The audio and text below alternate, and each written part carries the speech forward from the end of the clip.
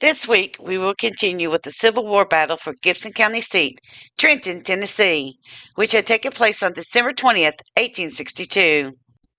The driving tour is a project of the Hill-Freeman Camp, number 1472, of the Sons of the Confederate Veterans, with assistance from the Tennessee Department of Tourist Development and the Tennessee Civil War National Heritage Area. While this is a driving tour, there is a huge temptation to walk the distances. We do recommend that you take your car, as there is quite a distance between some of the stops. All aboard the Kentucky Tennessee Living Time Machine as we continue our tour of the Battle of Trenton, Tennessee. Please fasten your seatbelts and keep your arms and legs inside of the vehicle at all times. But to get going, we need your help. We still need to fire up that time machine to transport us. Please help us by clicking on the like, subscribe, and bell notification buttons down below. Not only does this fire up the time machine for our flight back in time, but it convinces the YouTube algorithm that we need a bigger vehicle to reach more people who love history as much as you do. Now, back to our story. Tour stop number 12, Oakland Cemetery. When you enter the Oakland Cemetery, look to the right, near the northern boundary of the cemetery, where the Confederate flag is flying. This is the site where General Forrest placed his artillery. The monument at the flag was placed by Mrs. R.N. Davis in 1895. It is inscribed, quote, "Our boys," unquote. There are also 6 known Confederate soldiers with 3 unknown Confederate soldiers buried in this location. I will now read the Fighting for Trenton, the Forrest Artillery Position signage, and a look at the Oakland Cemetery where soldiers from the Civil War were laid to rest. Fighting for Trenton, Forrest Artillery Position, Forrest's first West Tennessee raid. General Nathan Bedford Forrest led his cavalry brigade on a raid through West Tennessee December 15, 1862 to January 3, 1863, destroying railroads and severing General Ulysses S. Grant's supply lines between Columbus, Kentucky and Pittsburgh, Mississippi. Forrest crossed the Tennessee River at Clifton, defeated the Union Colonel Robert G. Ingersoll's cavalry at Lexington, captured Trenton and Union City, and ranged briefly into Kentucky. He raided back through Tennessee, evaded defeat at Parker's Crossroads, and crossed the river again at Clifton. Grant changed his supply base to Memphis. This is the map. It says Forrest's first West Tennessee raid, December 15, 1862, January 3, 1863. Shelling Trenton, courtesy of the State of Tennessee State Library and Archives. And Nathan Bedford Forrest, courtesy of the Library of Congress. General Nathan Bedford Forrest placed his artillery here during his attack on Trenton on December 20th, 1862. Union Colonel Jacob Fry, commanding a unit of about 250 hasty assembled convalescents and other soldiers, occupied the area around the Mobile and Ohio Railroad Depot, about 8 blocks in front of you.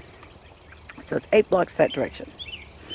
He had early fortified the high ground here, but had been ordered to send his regular troops back to Jackson, and therefore could only defend a small area within the town. Federal sharpshooters stopped at Forrest's initial charge, but the Confederates surrounded the Union position and shelled him from this hill. Fry soon surrendered. In 1895, a monument was erected to honor 9 Confederate soldiers, 6 known and 3 unknown, buried here. Local residents interred here include Colonel Thomas J. Freeman and Colonel Munson R. Hill. Hill moved to Trenton in 1849, and during the war, he commanded the 47th Tennessee Infantry.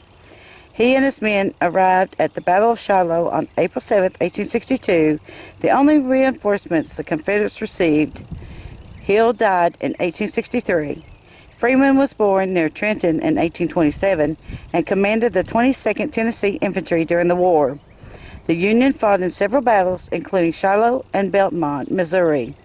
Freeman later served with Forrest. He died in 1891. And we have a quote here. Quote, "They planted a battery of 6 guns on elevated position southeast of the stockade. 2 of these guns were inside of our own earthworks, 1 howitzer on the southwest and 1 on the north, and commenced shelling our position.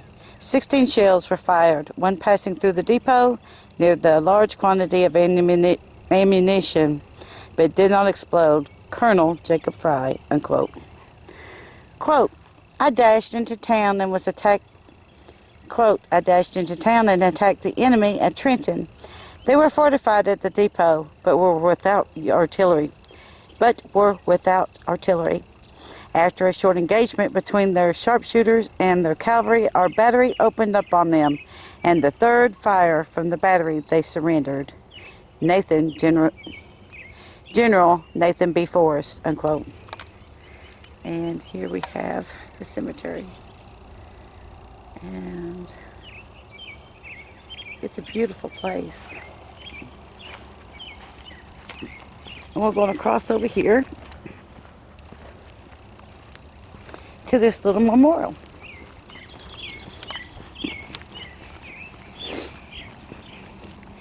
Memory and honors of all veterans of all wars. All gave some gave all.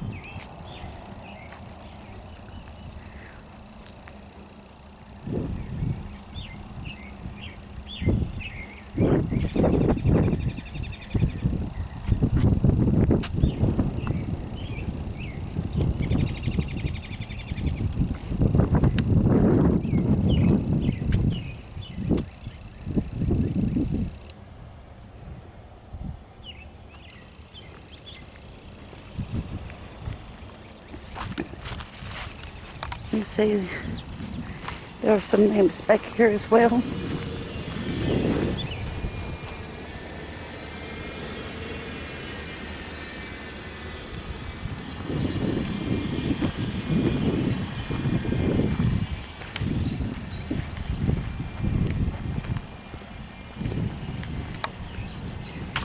Beautiful little gazebo. Bet this would be beautiful for a wedding if it wasn't in the middle of a cemetery. You have to wonder.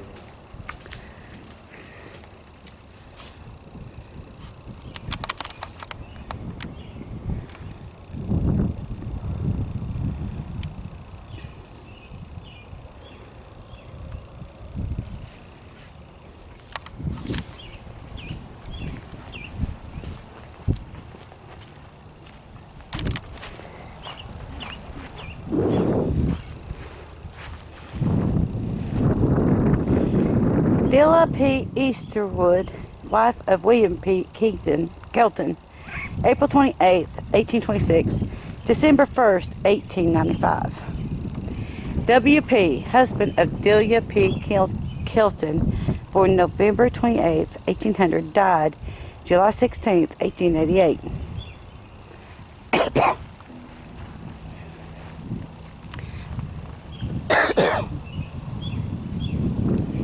Sacred to the memory of Lucinda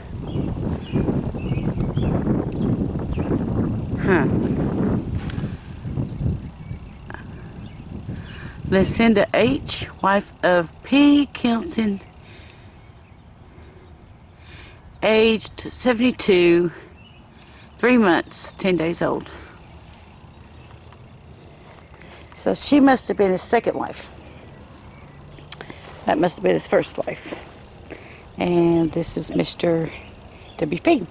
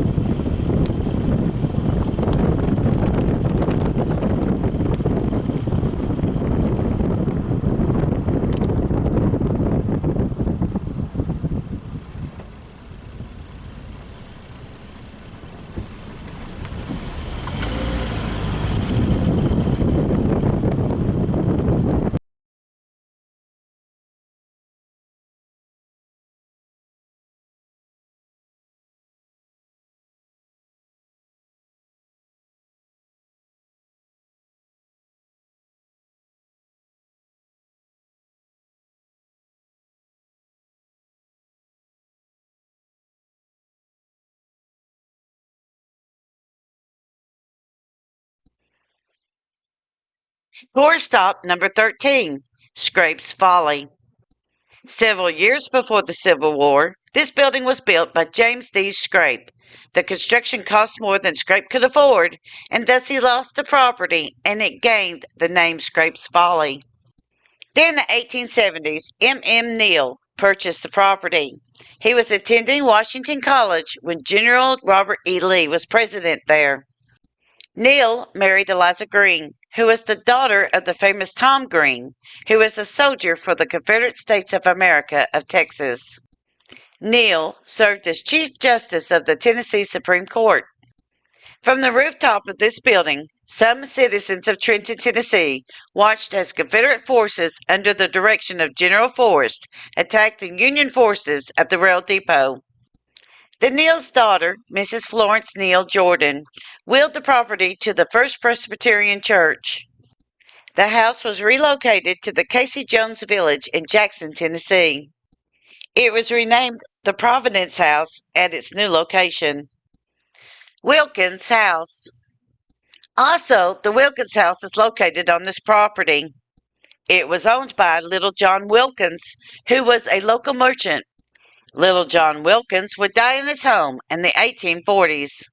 Wilkins' first son, Captain Asa Wilkins, served at the Battle of Shiloh. There, he was wounded in battle and brought back to the house where he died of his injuries in 1862. Little John Wilkins' second son, Lucius Wilkins, was killed by Union soldiers just west of Trenton in 1863.